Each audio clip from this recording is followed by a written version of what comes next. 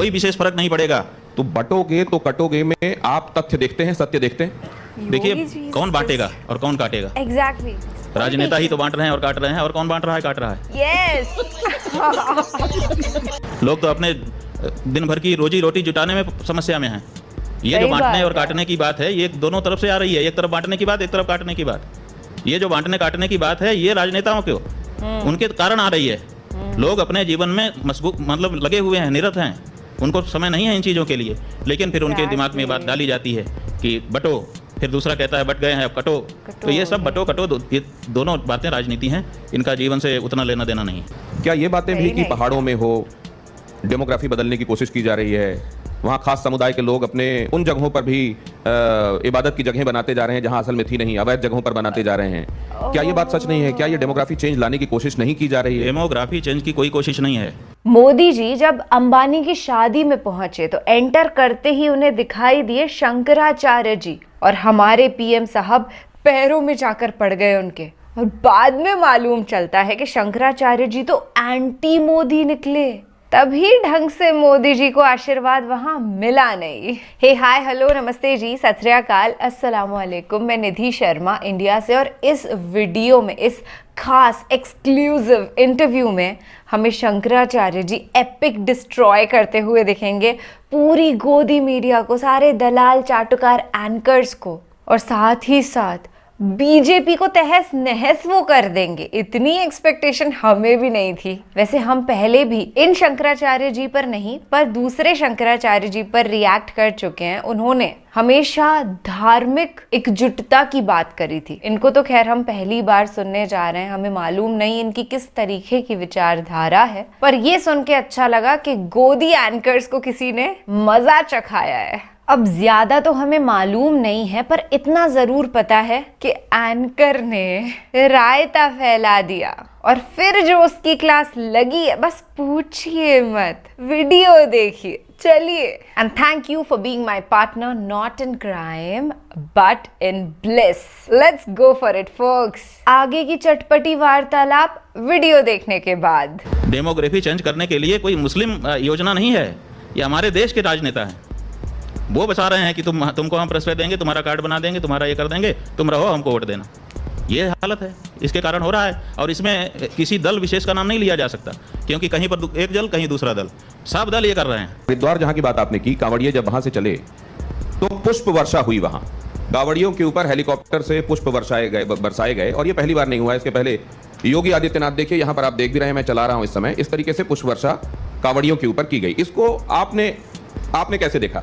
नहीं, ठीक है, उनकी श्रद्धा का सम्मान सरकार करती है, खराबी क्या है? अब यही कांवड़िए ये मांग भी कर रहे थे स्वामी जी कि इस रास्ते में जो जगहें पड़ती हैं, ढाबे पड़ते हैं, फल वाले हैं, वो अपनी नाम सार्वजनिक करें, छुपा कर नाम कोई चीज हमको ना दें। लेकिन उसमें आपने ये व्यवस्था दी कि नहीं, नेम प्लेट नहीं होनी चाहिए। भाई, हमने धर्म के अनुसार व्यवस्था दी। हमारा धर्म कहता है कि जब तुमने कोई संकल्प ले लिया है, तुम दीक्षित हो गए हो, तो फिर होटल का नहीं खा सकते हो, चाहे वो हिंदू का होटल हो, चाहे किसी दूसरे का होटल हो। तो जब तुमने एक संकल्प ले लिया, संकल्पबद्ध हो गए कि अब मैं जब से ये जल उठाता हूँ, जब तक नहीं चढ़ा दूंगा तब तक मैं आध्यात्मिक नियमों से बंधा हुआ हूँ, तो आपको ब्रह्मचर्य का पालन करना पड़ेगा, आपको स्वयं पाक करना पड़ेगा अथवा फलाहार करना पड़ेगा। तो आप नियमबद्ध होते हो और कहते मैं होटल में खाऊंगा, काहे का नियमबद्ध? तो हमने इसीलिए कहा कि इससे इसका लेना देना नहीं है। लेकिन होटल में खा ही रहा है तो फिर क्या मतलब है नाम प्लेट लगवाने से? केवल नाम प्लेट आप दिखा देंगे, उतने मात्र से आपका धर्म बच जाएगा। अगर ऐसी कोई गारंटी हो तो हम आपके साथ होने को तैयार हैं, लेकिन ऐसा नहीं है। इसीलिए धर्म नियम को धारण कर लेने के बाद स्वयं पाक अथवा फलाहार ही होता है। आपका आशीर्वाद इस देश के सभी धर्मों के लिए है। भाई, हम किसी से द्वेष नहीं करते, हम किसी को गलत नहीं कहते। हम कहते हैं कि उनका अपना तौर तरीका है, अपने तौर तरीके से रहें, हमको चुभने वाली बात ना करें। क्योंकि साथ रहने का मतलब है कि एक दूसरे को चुभने वाली बात नहीं करनी चाहिए, ये हम कहते हैं। लेकिन इसके कारण, उनके कारण उनको साथ में रहना है, इसीलिए हम अपने धर्मों में परिशोधन कर लें, इसकी हमको जरूरत महसूस नहीं होती। आपने कहा आप किसी से द्वेष नहीं करते, बहुत सारे लोग आपको एंटी मोदी क्यों परसीव करते हैं? एंटी मोदी हमको सिद्ध करने से लाभ है, क्योंकि हम जो बात धर्म की कहते हैं, मोदी जी धार्मिक आस्था वाले व्यक्ति हैं। अगर वो इस बात को ठीक से समझ लेंगे तो वो हमारी बात मानने लग जाएंगे धर्म के मामले में, और लोगों का मामला खेल बिगड़ जाएगा। इसीलिए लोग अपना खेल ना बिगड़ जाए, इसलिए मोदी जी के कान भरे रहते हैं कि ये आपके खिलाफ का व्यक्ति है, ये बात है। नहीं, वो तो ये अच्छा। कहते हैं कि अगर मोदी जी काशी कॉरिडोर बनाते हैं तो अबू मुक्तेश्वरानंद भाई के खिलाफ दिखाई देते हैं। कॉरिडोर बनाए, हम स्वागत करेंगे मोदी जी का, लेकिन समस्या ये है कि कॉरिडोर बनाने के नाम पर, एक मंदिर को अच्छा करने के नाम पर 150 मंदिर तोड़ दें। हम जब बोलते हैं तो उनके भले के लिए बोलते हैं और आगे भी बोलते रहेंगे, क्योंकि हम उनको पसंद करते हैं। लेकिन उनके जो बड़े कदम हैं आप उसके विरोध में दिखाई देते हैं। राम मंदिर वाले मामले में भी आई हो। राम मंदिर वाले मामले में इन लोगों ने समझा दिया कि आप वहाँ पे प्रतिष्ठा कर दो तो आप जीत करके 400 पार हो जाओगे। हमने कहा भाई ये गलत है, ये ठीक नहीं है। हमने क्या गलत कहा था? मोदी जी के हित में ही तो कहा था। लेकिन यहाँ तो समस्या है कि दवाई है, आपको ठीक करेगी, लेकिन कड़वी है। अब कह देते नहीं कड़वी मत पियो। अरे भाई दवाई है, इसको कड़वी ही पीना पड़ता है, तभी अच्छा होता है। तो मोदी जी के लिए आपके पास सारी दवाइयाँ कड़वी ही हैं क्या? भाई सवाल ये है कि इस समय मोदी जी सत्ता में है।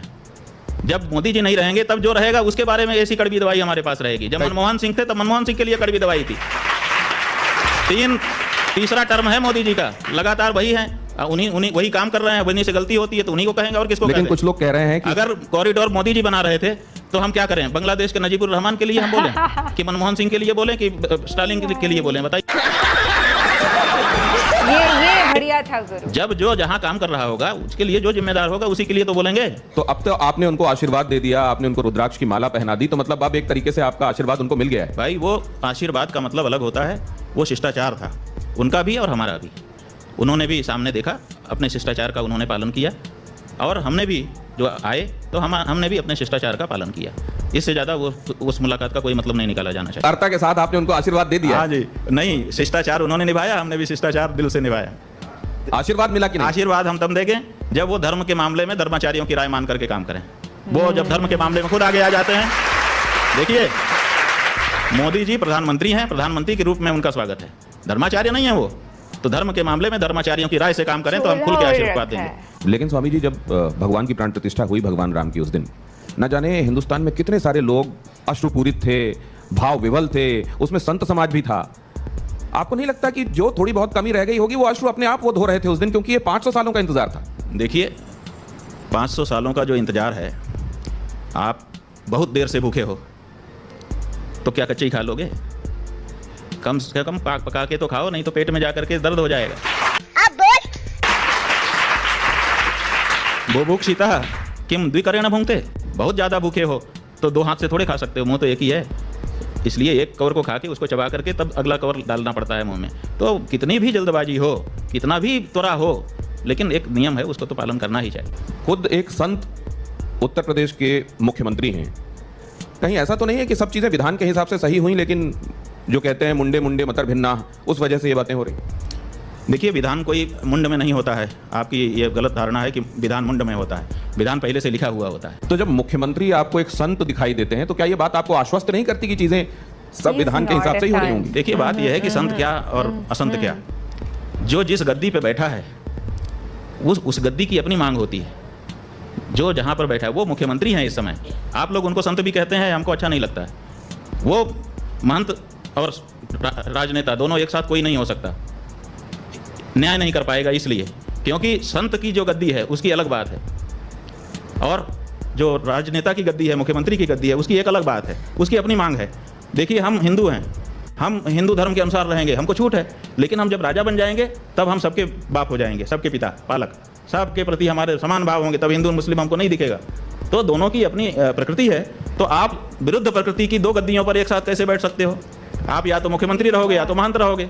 तो आप तो मुख्यमंत्री की शपथ ले चुके हैं, मुख्यमंत्री हैं, तो मुख्यमंत्री को मुख्यमंत्री कहिए। जब वो मुख्यमंत्री पद से हट करके गद्दी पे जाएंगे तब हमको उनको गद्दी वाला मानेंगे, तब उनके साथ संत का व्यवहार करेंगे। सनातन धर्म के जो मानने वाले लोग हैं, ग्रेट यार, सही बोला। वो जब ये देखते हैं कि आप प्रधानमंत्री नरेंद्र मोदी को आशीर्वाद देते हैं तो बहुत सारे लोग उसमें प्रसन्न होते हैं।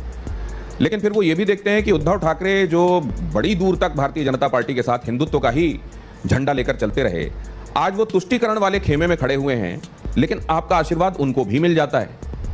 तो इसमें वो कंफ्यूजन होता है कि असल में स्वामी जी सनातन का झंडा पकड़ के चलने वाला मानते किसको हैं? देखिए बात यह है कि ये जो आपका सवाल है, प्रश्न है, इसी में जवाब छिपा हुआ है कि कुछ लोग ये चाहते हैं कि एक मामले में हमारी मोनोपोली हो।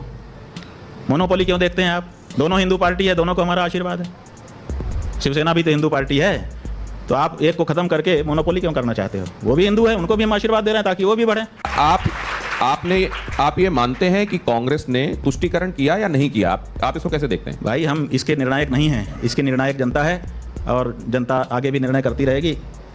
लोगों का काम है अपने अपने ढंग से अपनी अपनी करनी को दिखाएं, जनता निर्णय करती है। हम कौन होते हैं कि किसी के बारे में कहने वाले। तो राजनीति का तो यही चरित्र है इस समय। नहीं, राजनीति में यह चरित्र है तो हम अपने सब हिंदू भाइयों को कहना चाहते हैं कि देखो, राजनीति करने वाले को हिंदू धर्मशास्त्रों के अनुसार विश्वासघात करने की छूट नहीं है, तो जान लो। ये मत कहो कि हम राजनीति में हैं इसलिए हमको तो ये छूट है। विश्वासघात तो फिर भी पाप ही होता है, दोषी होता है। तो अगर कोई एक व्यक्ति किसी एक पार्टी में नेता है और उसको ये लग रहा है कि पार्टी अब सिद्धांतों के अनुरूप नहीं अरे चल तो रही 5 साल प्रतीक्षा करो ना, फिर नए चुनाव में नई पार्टी में जाकर के लड़ लो। तुम आए थे बिना सोचे विचारे आ गए थे, आंख बंद करके, नींद में आ गए थे कि नशे में आ गए थे पार्टी में। जिस समय चुनाव लड़ रहे थे उस समय सब ठीक था, और बाद में अचानक तुमको लगता है कि पार्टी ठीक नहीं है, इसके विचार ठीक नहीं है। अब वो जिसका हमने विरोध किया वो पार्टी ठीक हो गई। अगर वो भी ठीक हो गई, तुम्हारे मन में कोई बात आ गई, अंदर जाने पे तुमने देख लिया, मान लो, तो कम से कम जब जिसके साथ आए हो अगले स्टेशन तक तो ट्रेन में ही रहोगे कि बीच में कूद जाओगे। आजकल तो ये वॉशिंग मशीन वाला ट्रेंड बड़ा चल रहा है ना, कि जब कांग्रेस पार्टी में कोई नेता है तो वो बड़ा पापी है, भ्रष्टाचारी, पर वही नेता बीजेपी ज्वाइन कर ले तो उसके सारे पाप धुल जाते हैं। और शंकराचार्य जी ने एक बात बड़ी परफेक्ट कही कि जब राजनेता हैं आदित्यनाथ जी, योगी भोगी रोगी कहने की कोई जरूरत नहीं है उनको, ही इज अ पॉलिटिशियन, उनको संत नहीं कहा जा सकता। और अगर संत बनने का इतना ही शौक है तो गद्दी छोड़ देनी चाहिए। और सच बताऊं तो संत तो बहुत दूर की बात है, ये एक आम हिंदू भी नहीं, क्योंकि हिंदू कभी हिंसक बात नहीं कर सकता है। हमारे धर्म ने ही नहीं सिखाया है हमको कि हम किसी भी दूसरे धर्म के इंसान के प्रति मन में कोई दुर्भावना रखें और मारने काटने की बातें करें। योगी जी तो साफ तौर पर मंच पे खड़े होकर हजारों लोगों के सामने कहते हैं कि आप हमारी एक बेटी को अगर ले गए तो हम आपकी 10 बेटियों को ले जाएंगे।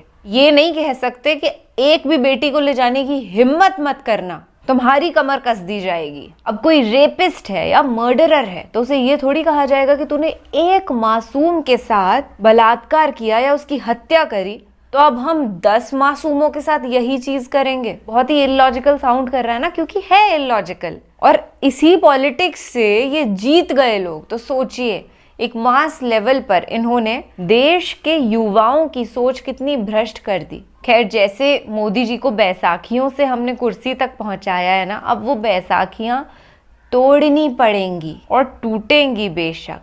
हमें ऐसे मंदिर का निर्माण हरगिज नहीं चाहिए जिससे आर्थिक तौर से पीड़ित जो परिवार हैं उनके घर उजड़ जाएं। और अयोध्या में ये हुआ है। मेन स्ट्रीम मीडिया तो कभी दिखाएगी नहीं, पर हमने शोकेस करने की कोशिश करी थी। और जितने भी सच्चे पत्रकार हैं उन्होंने लाइव रिपोर्टिंग तक करी थी उन लोगों के घरों की जिनको बुलडोजर से उजाड़ दिया गया अयोध्या मंदिर के निर्माण में। वो गरीब थे और धर्म से हिंदू भी थे। हालांकि मुसलमान होते या सिख ईसाई होते तभी वही बात होती, और सरकार बड़ी हिंदू के फेवर में बनती है ना, तो फिर ऐसा कैसे कर दिया? कोई जवाब होंगे नहीं किसी के पास, पर हमें जवाब मिल गए। चलिए, फिलहाल आपसे लेती हूँ इजाजत। ख्याल रखिएगा अपना और अपने सभी घर वालों का। खुश रहिएगा, महफूज रहिएगा। सच का ऐसे ही समर्थन करते रहना दोस्त। सत्यमेव जयते। जय हिंद।